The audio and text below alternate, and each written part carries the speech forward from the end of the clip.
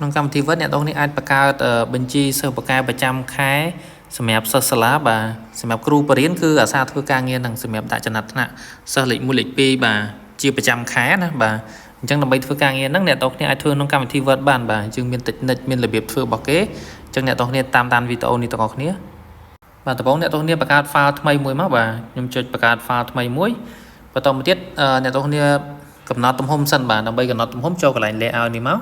ហើយយកទំហំខ្ញុំយើងយកទំហំប្រមាណក៏បានដែរបាទអ្នកទាំងនេះយកកតា A4 មកជាឧទាហរណ៍បាទ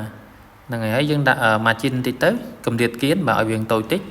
អូខេអញ្ចឹងពេលខ្ញុំកំណត់កម្រិតគៀនហើយអ្នកទាំងគ្នាចាប់ផ្ដើមដាក់ border ដាក់ស៊ុំណាបាទដើម្បីដាក់ស៊ុំអ្នកទាំងនេះចូលកន្លែង design នេះចូល design ហើយមើលមកខាងស្ដាំយក page border នេះបាទហើយវាលោតផ្ទាំងមួយមកអញ្ចឹង page border នេះអ្នកទាំងនេះអាចដាក់ស៊ុំវាមកកន្លែង art នេះគឺវាមានរូបផ្ការបស់គេបាទរូបផ្កានេះជាមិនសូវស្អាតប៉ុន្មានទេមាននាងល្មមដែរបាទពេញចិត្តមួយណាយកវានឹងទៅខ្ញុំសុំយកឧទាហរណ៍រូបផ្កានេះចុះបាទខ្ញុំមានស្រឡាញ់អានឹងជាងគេក្រោបហ្នឹងវាអត់សូវស្អាតទេហើយកន្លែងលេខនេះគឺជាទំហំបាទចង់ឲ្យវាក្រាស់ស្ដើងធំតូចយកកន្លែងហ្នឹងទៅខ្ញុំសុំយក17ទៅកន្លែង color ពណ៌បាទយកពណ៌អីគេពណ៌ទុយជ័យចឹងទៅបាទហើយកន្លែង apply នេះយើងបើសិនយើងមានស្លឹកច្រើនយើងចង់ដាក់នៅស្លឹកមួយណាយើង section ដាក់ទៅស្លឹកហ្នឹងទេបាទប៉ុន្តែយើងមានតែមួយស្លឹកចឹងអត់អីដាក់ដាក់ whole document ធម្មតាទៅបាទចុចអូខេមកហ្នឹងហើយអញ្ចឹងយើងបានសុំមួយហើយបាទការងារបន្តទៀតយើងដាក់អក្សរកោងបាទដាក់អក្សរកោងវាអញ្ចឹងដើម្បីដាក់អក្សរកោងអ្នកទាំងនេះចូល insert មកហើយយកកន្លែង word art នេះបាទខ្ញុំសុំយក word art មួយមក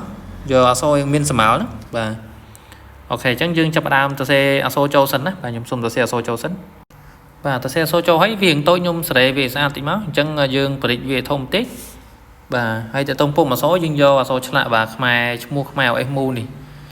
ហ្នឹងហើយអញ្ចឹងខ្ញុំបានអក្សរឆ្លាក់ហើយយើងដាក់ពណ៌វាមកចូលកន្លែង shape format ខាងលើនេះ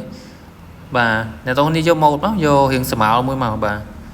បន្តមកទៀតអក្សរកោងចូលកន្លែង shape format ដដែលអ្នកទាំងនេះយកកន្លែងយកអក្សរ A នៅខាងក្រោមនេះហើយយក transform មកអញ្ចឹងយើងយកអក្សរកោងមួយបាទអញ្ចឹងបានអក្សរកោងណាហ្នឹងហើយនេះខ្ញុំអាចយកវាអត់សូវស្មើយកវា center មកបាទចុចយក home មកយក center មកឲ្យវានៅស្មើណាហើយប្រិចវាធំតិចមកទាញនៅកតាហ្នឹងហើយអញ្ចឹងខ្ញុំសុំបាទយកវាមកស្អាតមកខ្ញុំដាក់ទំហំអក្សរធំតិចមកធំពេកព្រមតិចអូខេអញ្ចឹងយើងបានអក្សរមួយណាបាទហើយទាញវាខិតទៅលើតិចទៅឥ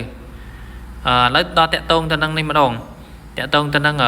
រូបថតណាបាទអញ្ចឹងយើងយក shape មួយហើយយករូបចតុកោណកែង4ជ្រុងគូធ្វើរូបថតបាទ